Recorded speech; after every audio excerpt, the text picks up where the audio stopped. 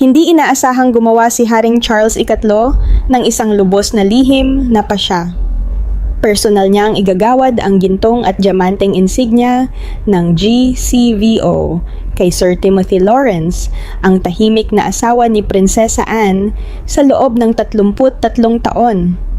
Ang biglaang hakbang na ito, na naganap habang pagod at nabibigatan ang maharlikang pamilya dahil sa matinding karamdaman ng hari, ay agad na naglagay kay Timothy sa pinakaloob na hanay ng mga pinagkakatiwalaang tagapayo ng monarka.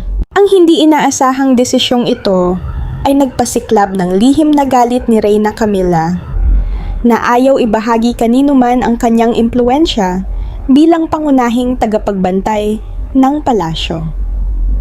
Dahil sa matinding paninibugho, umano'y gumawa siya ng isang maruming hakbang.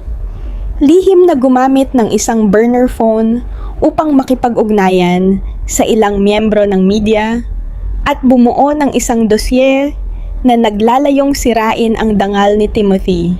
Ilang sandali bago ang seremonya, isang masalimuot na operasyon ang tahimik na isinagawa ni Prinsipe William upang protektahan ang kanyang pamilya. Mabubunyag kaya ang lihim na dosye at ang teleponong ginagamit umano ni Camilla? Paano haharapin ng makapangyarihang reyna ang sukdulang kahihiyan kung ang tunay niyang boses ay maririnig ng buong maharlikang angkan? At sino ang mapipilitang lisanin ang Balmoral sa gitna ng matinding paghaharapang ito? Sa malamig at magagaspang na batong pader ng Balmoral Castle, ang huling bahagi ng Agosto 2025 ay tila nawalan ng anumang sigla. Ang dating tahimik na pahingahan ng maharlikang pamilya ay mistulang naging isang nag-iisang kuta na napapalibutan ng malulungkot na kabundukan ng Scottish Highlands. Sa loob ng kastilyo, ang mahahabang pasilyo ay naliliwanagan lamang ng mapusyaw na dilaw na ilaw mula sa matatandang ilawang nakasabit sa dingding. Ang lahat ay tila tumigil sa paligid ng higaan ni Haring Charles III. Unti-unting pinahihina ng malubhang karamdaman ang kanyang katawan. Lumalim ang mga guhit ng pagkapagod sa kanyang mukha at paminsan-minsan ay nanginginig ang kanyang payat na kamay habang humahawak ng isang basong tubig. Gayunpaman, sa kabila ng kanyang kalagayan, nananatiling matatag ang kanyang kalooban. Nauunawaan niyang higit kanino man ang delikadong sitwasyong kinakaharap ng maharlikang pamilya. Hindi kailanman naging ganoon kakonti at kapagod ang mga taong maaaring umalalay sa mga tungkulin ng korona. Nahaharap ang palasyo sa isang matinding kakulangan ng mga mapagkakatiwalaang tao at ang malaking puwang na ito ay hindi madaling mapunan. Si Catherine, prinsesa ng Wales, na matagal nang kinikilalang simbolo ng pagiging huwaran at pinakamalakas na panangga ng pamilya sa harap ng media, ay napilitang lumayo muna sa pampublikong buhay upang ituon ang kanyang panahon sa pagpapagamot ng kanyang malubhang karamdaman. Sa kabilang panig naman ng karagatan, pinili ni Harry na manatili sa malayo. Halos tuluyang pinuputol ang kanyang ugnayan sa maharlikang pamilya. Samantala, si Andrew ay permanenteng inalis sa pampublikong tungkulin matapos ang sunod-sunod na iskandalo at halos naging isang anino na lamang sa loob ng sarili niyang mundo. Dahil dito, ang napakalaking responsibilidad ay napunta sa iilang natitirang miyembro ng pamilya. Ang buong sistema ng monarkiya ay tila isang lumang karwaheng anumang oras ay maaaring bumigay. Sa gitna ng mabigat na sitwasyong ito, alam ni Haring Charles III na hindi niya kayang harapin ng mag-isa ang mga hamon sa paligid niya. Kailangan niya ng isang taong lubos na mapagkakatiwalaan, matatag at tapat sa tradisyon ng monarkiya upang makatulong sa pagpapanatili ng katatagan ng pamilya. Dito niya muling ibinaling ang kanyang tiwala kay Sir Timothy Lawrence, ang lalaking tahimik na naging katuwang ni Prinsesa Anne mula pa nang sila ay ikasal noong 1900 at 1982. Noong dekada 1980, si Timothy ay naging malapit na lingkod ni Reyna Elizabeth II. Sa loob ng 33 taon, pinili niyang manatili sa likod ng kanyang asawa at hindi kailanman humingi ng espesyal na titulo o pansin mula sa publiko. Tahimik niyang pinamahalaan ang maraming detalye ng abalang schedule ni Prinsesa Anne at naging huwaran ng katapatan at dedikasyon. Ang kanyang katapatan ay napatunayan sa paglipas ng panahon. Nanatili siyang tahimik sa gitna ng maraming kontrobersya. At hindi kailanman ginamit ang kanyang posisyon para sa pansariling kapakinabangan. Dahil dito, habang nasa kanyang pribadong silid-aralan sa Balmoral, ginawa ni Haring Charles III ang isang mahalagang estratehikong pasya na maaring magbago sa balanse ng kapangyarihan sa loob ng palasyo. Ipinasya niyang gawaran si Sir Timothy Lawrence ng titulong Knight Grand Cross of the Royal Victorian Order, GCVO. Isa ito sa pinakamataas na personal na parangal na tanging ang hari lamang ang may kapangyarihang igawad, nang hindi nangangailangan ng pahintulot mula sa pamahalaan o sa sinumang politiko. Sa ibabaw ng sinaunang mesa na yari sa roble, ay nakapatong ang isang marangyang pulang kahong balot sa pelus. Nang ito ay buksan, kumislap ang gintong at diamanteng insignia ng GCVO na sumasalamin sa liwanag ng silid. Sa pamamagitan ng parangal na ito, opisyal na isinama ni Haring Charles III si Timothy Lawrence sa pinakaloob na bilog ng kanyang mga pinagkakatiwalaang tagapayo at tagapag-ingat ng pinakamahahalagang lihim ng korona. Agad namang sinuportahan ng Kensington Palace ang pasyang ito. Matagal nang tinitingnan ni na Prinsipe William at Prinsesa Catherine si Timothy bilang isang simbolo ng katatagan at isang taong maaasahan sa panahon ng krisis. Mula naman sa Bagshot Park, nagpahayag din sina Edward at Sophie ng kanilang buong pagsang-ayon. Hindi rin maitago ni Zara at Peter ang kanilang pagmamalaki sa kanilang ama. Unti-unting nabuo ang isang matibay at lehitimong alyansa sa paligid ni Prinsesa Anne. Ngunit ang parangal na ito rin ang naging mitya ng lumalalim na paninibugho sa loob ng palasyo. Mula sa likod ng kurtina sa pasilyo, tahimik na minasdan ni Reyna Camilla ang pulang kahon ng pelus. Kitang-kita sa kanyang mga mata ang malamig na pagkainis. Hindi niya maitago ang kanyang matinding pagkadismaya nang makita niyang ang katayuan ni Timothy Lawrence ay halos umabot sa antas ng kanyang sariling simbolikong impluwensya sa loob ng maharlikang pamilya. Para kay Camilla, na matagal nang sanay na planuhin ang bawat hakbang, ang posisyon bilang pinakamalapit na tagapayo at pangunahing tagapagbantay sa tabi ng hari ay hindi niya nais ibahagi sa iba. Sa isang hapunan kasama ang pamilya, nagsalita siya sa malamig at mapanuyang tono. Iginiit niyang hindi angkop ang pagdaraos ng isang pribadong seremonya ng paggawad ng parangal kay Timothy sa panahong nahaharap ang monarkiya sa maraming pagsubok dahil maaari umano itong magdulot ng negatibong reaksyon mula sa publiko at media. Sinubukan niyang magpakitang ang kanyang mga pahayag ay para sa kapakanan ng institusyon.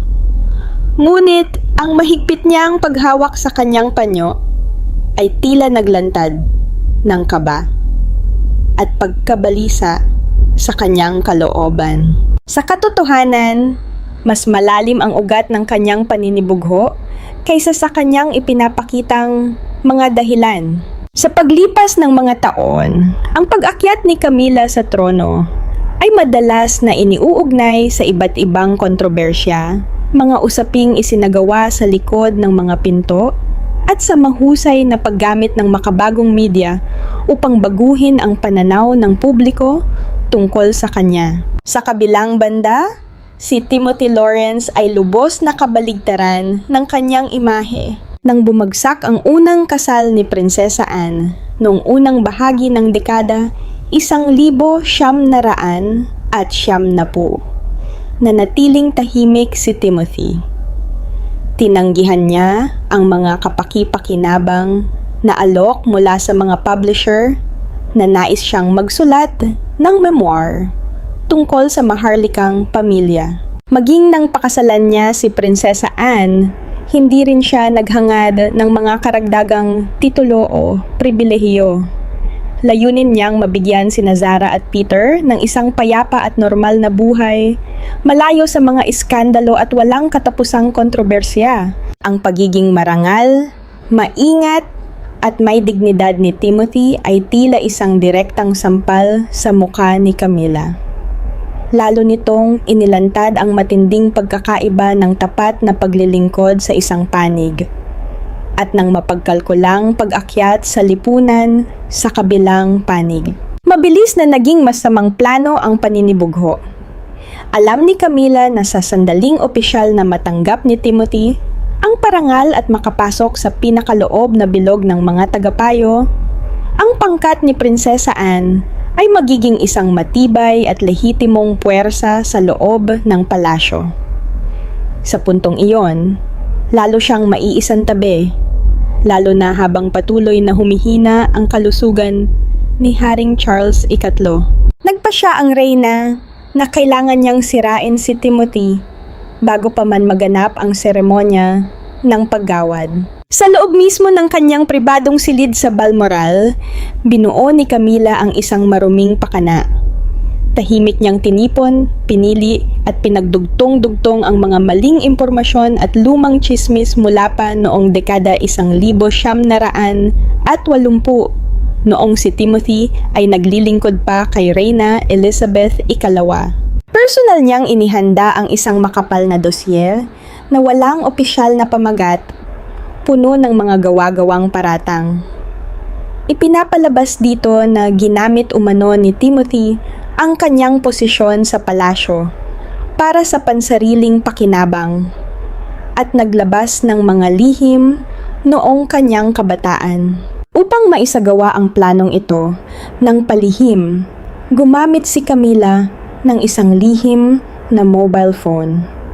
Isang pangalawang aparato na hindi nakarehistro sa anumang pangalan ng maharlikang pamilya. At ipinasok sa kastilyo sa tulong ng isang malapit na kapanalig.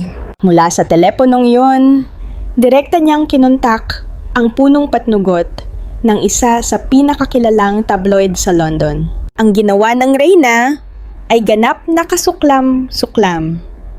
Nais niyang gamitin ang maruming media upang dungisan ang dangal ng isang lalaking nag-alay ng 33 taon ng kanyang buhay sa paglilingkod sa pamilya. Gusto niyang gawing kontrabida si Timothy sa harap mismo ng kanyang mga anak at ng kanyang asawa. Labis ang kumpiyansa ni Camila sa kanyang plano.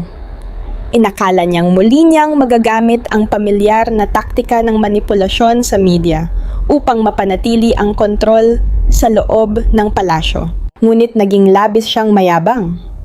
Hindi niya naisip na ang Kensington Palace ay hindi na mananatiling tahimik at sunod-sunuran gaya ng mga nagdaang taon. Hindi alam ni Camila na agad na amoy nina Prinsipe William at Prinsesa Anne ang panlilinlang nang lumabas ang unang mga anonymous na artikulo sa ilang tabloid blog sa United Kingdom at United States na nagpapahiwatig tungkol sa di umano madilim na nakaraan ng tahimik na asawa. Masyadong tiyak ang mga detalyeng nakapaloob sa mga artikulo.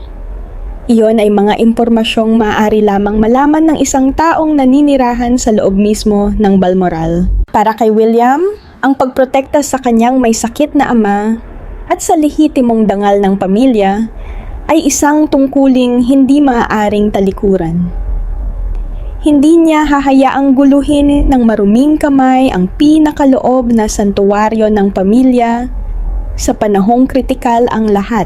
Si Prinsesa Anne, isang babaeng maharlika na kilala sa bakal na paninindigan, ay nakadama ng matinding galit nang makita niyang tinatapakan ng isang nakatagong kaaway ang dangal ng kanyang asawa. Naalala niya ang bawat parangal na natanggap ni Timothy mula pa noong 1989 hanggang sa mas mataas na pagkilala noong 2011.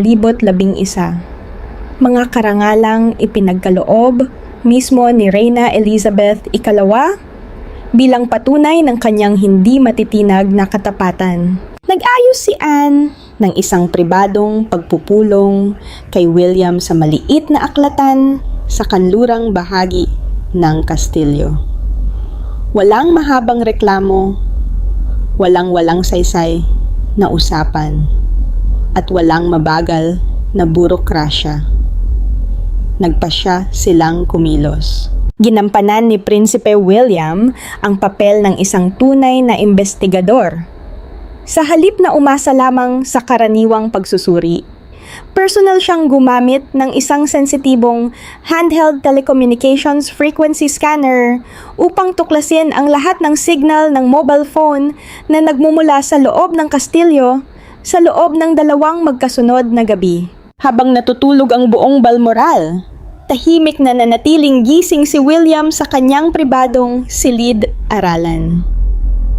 Maingat niyang binantayan ang mga tala ng bandwidth at signal na nagmumula sa mga cell tower sa paligid ng Highlands. Sa pamamagitan ng masusing forensic analysis, natukoy niya ang isang kakaibang frequency band na patuloy na nagpapadala ng malalaking data file mula 1:00 hanggang 3:00 ng madaling araw. Kapansin-pansin na ang oras ng mga pagpapadalang ito ay eksaktong tumutugma sa oras ng pag-update ng mga mapanirang artikulo laban kay Timothy Lawrence sa mga social media platform sa United States. Unti-unting lumiit ang saklaw ng signal sa scanner ni William hanggang sa ituro nito ang pasilyong patungo sa pribadong silid ni Reyna Camilla. Malinaw na ipinakita ng unang ebidensya kung sino ang tunay na traidor, ngunit ang may sala ay nanatiling kampante. Sa araw, patuloy na ginagampanan ni Camilla ang papel ng isang mapagmahal na asawa.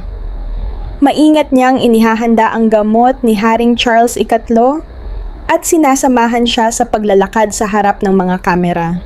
Ngunit pagsapit ng gabi, ginagamit niya ang kanyang mga aristokratikong daliri upang magpadala ng malisyosong mensahe at sirain ang reputasyon ng kanyang bayaw. Ang matinding pagkukunwaring ito ang lalo pang nagpatibay sa determinasyon nina William at Prinsesa Anne. Alam nilang kung hinala lamang ang kanilang ihaharap, agad na sisirain ni Camilla ang ebidensya at itatanggi ang lahat. Kailangan nila ng isang tiyak na dagok, isang bitag na hindi niya matatakasan upang mapilitan siyang ilabas ang lihim na telepono at ang maruming dosye sa harap ng liwanag. Kaya isang masusing operasyon ang inihanda ni na William at Prinsesa Anne, nakatuon sa takot, kontrol at paninibugho ni Camilla. Alam nilang ang isang taong labis na nahuhumaling sa kontrol ay kikilos ng padalos-dalos kapag naramdaman niyang unti-unting nawawala ang kanyang layunin. Noong hapong iyon, sinadya ni William na makipag-usap sa isang pinagkakatiwalaang courtier sa pangunahing bulwagan. Sa lugar kung saan alam niyang may mga espiya ni Camilla na nagpapanggap na naglilinis ng mga tansong estatwa habang lihim na nakikinig. Sa isang tila nagmamadaling tono, sinadyang bigyang diin ni William na biglang lumala ang kalagayan ni Haring Charles III upang maiwasan umano ang anumang panlabas na panghihimasok na pagpasyahan ng hari na isagawa ng mas maaga ang seremonya ng paggawad ng GCVO insignia kay Sir Timothy Lawrence sa ganap na 10:00 ng gabi ng lihim sa North Secret Room ng Castillo. Agad na nakarating kay Camilla ang pekeng impormasyong ito sa pamamagitan ng kanyang espiya. Nagpanik ang reyna nang mapagtantong nauubusan na siya ng oras. Ang dosyer at ang mga planong pag-atake sa media ay hindi pa ganap na naipapadala sa London Press. Kung matatanggap ni Timothy ang medalya ngayong gabi, opisyal nang mapapatibay ang alyansa ni Prinsesa Anne at mawawalan ng saysay ang lahat ng mapanirang hakbang ni Camilla. Binulag siya ng sariling kayabangan. Tuluyan siyang pumasok sa psikolohikal na bitag. Nang balutin ng dilim ang Balmoral, ikinandado ni Camilla ang pinto ng kanyang pribadong silid. Palihim niyang kinuha mula sa ilalim ng lumang baul na yari sa roble ang lihim na telepono at ang makapal na dosyer na puno ng pekeng dokumento. Eksaktong 9:40 ng gabi, nagsuot siya ng maitim na balabal na yari sa lana at lumabas ng kanyang silid. Mabilis ngunit maingat na pinahina ang tunog ng kanyang mga hakbang. Hindi siya nagtungo sa North Secret Room na binanggit ni William.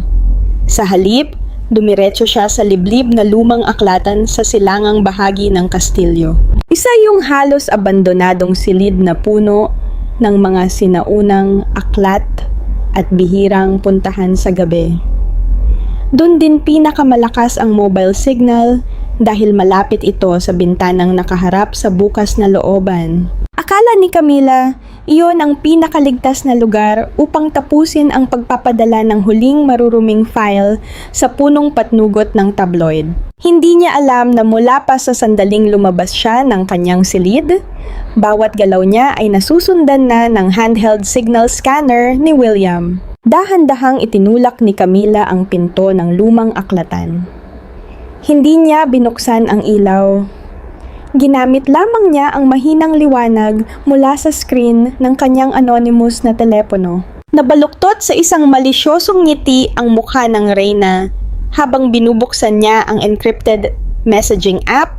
Ikinakabit ang dosye na sisira sa dangal ni Timothy Lawrence at inihahanda ang huling pagpapadala ng mga pekeng ebidensya. Handa na niyang pindutin ang send button upang maibigay ang huling dago. Sa kanyang isip, kitang-kita na niya ang mangyayari kinaumagahan. Sasabog ang buong mundo ng media dahil sa iskandalong bumabalot sa asawa ni Prinsesa Anne at mapipilitan si Haring Charles na bawiin ang seremonya ng paggawad sa gitna ng kahihiyan. Ngunit sa mismong sandaling papindutin na ni Camilla ang send button, biglang nagliyab ang lahat ng ilaw sa lumang aklatan. Sa isang iglap, malinaw na nalantad ang anyo ng reyna ng United Kingdom, nakatayo at nanginginig sa gitna ng silid. Sa ilalim ng matinding liwanag, walang sulok ng aklatan ang nanatiling nakatago. Napako si Reyna Camilla sa pagitan ng dalawang hanay ng sinaunang estante ng mga aklat. Putol-putol ang kanyang paghinga at ang kanyang mukha ay nabaluktot sa takot. Bilang likas na reaksyon ng isang taong nahuli sa lihim na gawain, mabilis niyang itinago sa likod ng kanyang maitim na balabal ang anonymous phone at ang mapanirang dosye. Ngunit ang malamig na pagdating ni na Prinsipe William at Prinsesa Anne sa may pintuan ay tuluyang nagsara sa lahat ng daan ng pagtakas. Ilang segundo ng nakakabinging katahimikan ang bumalot sa silid. Ang tensyon ay parang lubid ng pana na mahigpit na hinila bago tuluyang pumutok ang bagyo ng galit. Ayaw sumuko ni Camilla.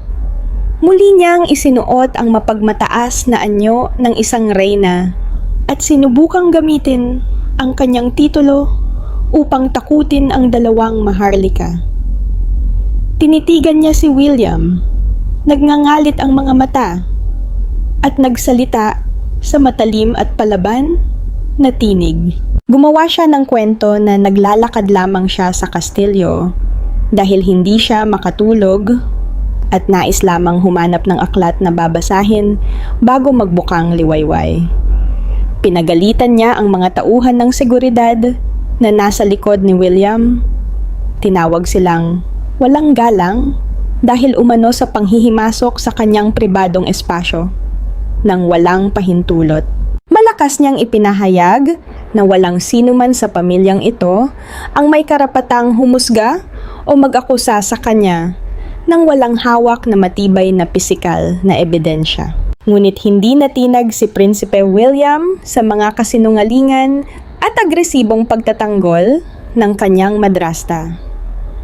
Humakbang siya pasulong at ang kanyang malamig na mga mata ay tumutok sa nanginginig na mga kamay ni Camila na nakatago sa likod. Mahinahon niyang itinaas ang handheld frequency scanner.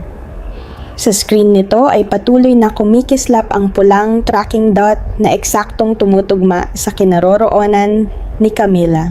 Malamig na inutos ni William na ibigay ni Camila ang burner phone at ang maruruming dokumentong sinusubukan niyang itago. Mariin niyang sinabi na ngayong gabi, opisyal nang magwawakas ang panahon ng paggamit ng maruming media upang manipulahin ang pamilyang ito. Matigas pa rin si Camila hanggang sa huli. Umatras siya ng isang hakbang, namumutla ang mukha, ngunit patuloy pa ring nagbanta ang kanyang bibig. Iginiit niyang ang telepono at anumang nasa kanyang katawan ay hindi maaaring pakialaman. Kung maglalakas loob daw si William na hawakan ang reyna, iyon ay magiging isang hindi mapapatawad na paglapastangan sa trono. Lumapit si Prinsesa Anne sa tabi ng kanyang pamangkin. Ang kanyang anyo ay matigas na parang bakal at walang bahid ng awa. Tinitigan niya si Camila ng may hayagang paghamak at sinabi na ang dangal ni Timothy Lawrence at ng buong dinastiya ay hindi laruan ng isang makasariling tao para gawing pain sa maruming media. Sa mismong sandaling inakala ni Camila na magagamit niya ang kanyang titulo upang makatakas, malamig na inilabas ni Prinsipe William ang kanyang sariling telepono at pinatugtog ang isang lihim na audio file. Mula sa speaker, nagsimulang tumunog ang isang recording na winasak ang lahat ng palusot ng reyna. Iyon ay mismong boses ni Camila, malamig, matalim, at puno ng sabwatan, na nakuha ng isang espesyal na recording device na lihim na inilagay ni William sa nakatagong pasilyo. Dapat mapunta ang dosye na ito sa front page bukas. Kailangang pabagsakin si Timothy Lawrence. Hindi siya dapat makahawak sa medalyang iyon. Nawawala na sa katinuan si Charles. Kailangan nating umatake muna. Habang tumutugtog ang mapaminsalang recording, tuluyang gumuho si Camila. Nanginig ang buong katawan niya at nawala ang lahat ng kulay sa kanyang mukha. Anumang pagtatanggi ay naging katawa-tawa at kahiya-hiya dahil ang sarili niyang boses mismo ang naglantad sa buong maruming pakana laban sa tapat na lalaki ng pamilya. Hindi na siya binigyan ni William ng pagkakataong makabawi. Humakbang siya pasulong at mariing kinuha mula sa walang lakas na mga kamay ni Camila ang anonymous phone at ang smear dossier. Sa screen ng burner phone, makikita pa rin ang mensaheng hindi pa naipapadala sa punong patnugot ng tabloid sa London. Ang dating makapangyarihang taga-manipula ng media ay nahuli sa akto. Wala na siyang matatakasan. Walang lihim na pagpupulong para sa kompromiso. Walang payapang press release upang pagtakpan ang katotohanan. At lalong walang pagkakamay ng pagkakasundo. Agad na isinagawa ang hatol sa Tridor sa malaking bulwagan ng Balmoral Castle. Sa gitna ng malawak na silid na nililiwanagan ng pulang kandilang yari sa wax, nakaupo si Haring Charles III sa isang maringal na upuang kahoy na mataas ang sandalan. Halata sa kanyang mukha ang pagod dulot ng malubhang karamdaman. Ngunit ang kanyang mga mata ay puno pa rin ng kataas-taasang awtoridad ng isang sugatang monarka. Nasa paligid ng silid ang mga pangunahing miyembro ng lehitimong alyansa. Sina Edward at Sophie, kasama ang dalawang anak ni Anne na sina Zara at Peter. Ang kanilang presensya ay nagmistulang isang hukuman ng pamilya na puno ng galit at pagkadismaya. Malamig na pumasok si Prinsipe William sa bulwagan at inilapag ang lihim na telepono at ang smear dossier sa ibabaw ng mesang roble sa harap mismo ng hari. Pagkatapos nito, muli niyang pinatugtog ang recording ng krimen ni Camilla upang marinig ng buong pamilya. Bawat makamandag na bulong, bawat paghamak ni Camilla sa kalusugan ni Haring Charles, at bawat bahagi ng planong sirain ang dangal ni Timothy Lawrence ay malinaw na umalingaw-ngaw sa tahimik na silid. Napakuyom ang mga kamao ni Zara at Peter. Namula ang kanilang mga mata sa galit dahil sa matinding insultong ginawa sa dangal ng kanilang ama. Tiningnan naman nina Edward at Sophie si Camilla na may hayagang pagkasuklam sa kanilang mga mukha. Si Timothy Lawrence ay nanatiling nakatayo, matatag na parang bato, at hindi man lamang tumingin sa taong nagtangkang sumira sa kanya. Iniharap si Camilla sa gitna ng silid. Wala na sa kanya ang dating maharlikang tindig. Magulo ang kanyang buhok, at ang laylayan ng kanyang balabal ay basa ng tubig ulan. Lumingon-lingon siya, naghahanap ng kahit isang matang maawa sa kanya, ngunit ang natagpuan lamang niya ay malamig na paglayo at paghamak mula sa mga anak at apo ng pamilyang minsan niyang minaliit. Sinubukan ni Camilla na humingi ng tawad kay Haring Charles. Binanggit niya ang mahabang taon ng kanilang pagsasama. Umaasang maaantig ang puso ng kanyang may sakit na asawa. Ngunit dahan-dahang tumayo si Haring Charles III. Sa kanyang mga mata, wala nang natitirang lambing o pagpaparaya mula sa nakaraan. Tanging huling pasya na lamang ang naroon. Lumapit si Haring Charles III kay Camilla. Walang salitang namutawi mula sa kanyang bibig. Iniabot niya ang kamay at mariing hinubad mula sa daliri ni Camilla ang simbolikong royal signet ring.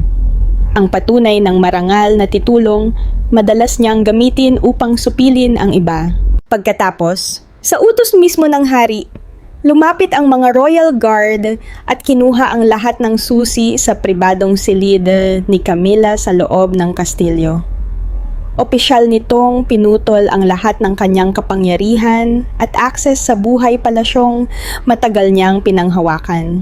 Ang hatol ay mabigat at hindi na mababawi. Noong gabing iyon, tinanggalan si Camilla ng lahat ng pribilehiyo mula sa Royal Guard at pinalayas mula sa advisory circle ng hari sa gitna ng malakas na ulan. Umabot sa sukdulan ang parusang psikolohikal at praktikal nang ihatid siya palabas sa likurang pintuan ng kastilyo kung saan naghihintay ang isang saradong sasakyan sa ilalim ng bumubuhos na ulan. Direkta siyang ipinatapon sa isang liblib na ari-arian sa malayong kanayunan, hiwalay sa mataas na lipunan. Mula sa sandaling iyon, siya ay ilalagay sa house arrest sa ilalim ng mahigpit na pagbabantay ng seguridad. Kukunin ang lahat ng kanyang kagamitan sa komunikasyon at hindi na siya papayagang magpakita sa publiko o lumapit man lamang sa trono. Nagbayad ng napakalaki ang kontrabida. Sa mismong Balmoral, sa harap ng buong angkan, Naranasan niya ang sukdulang kahihiyan. Sumikat ang bagong araw sa ibabaw ng mababangis na kabundukan ng Scottish Highlands. Tinaboy nito ang mabigat na gabing puno ng bagyo at hinugasan ang mga kasinungalingan at maruruming pakana mula sa Balmoral Castle. Ang pangunahing bulwagan ng kastilyo ay napuno ng mainit na liwanag ng umaga, handa para sa isa sa pinakamahalagang sandali ng dinastiya. Sa isang solemne at marangal na kapaligiran, tumayo si Haring Charles III sa harap ng podium ng parangal, suot ang malinis at pormal na kasuotan.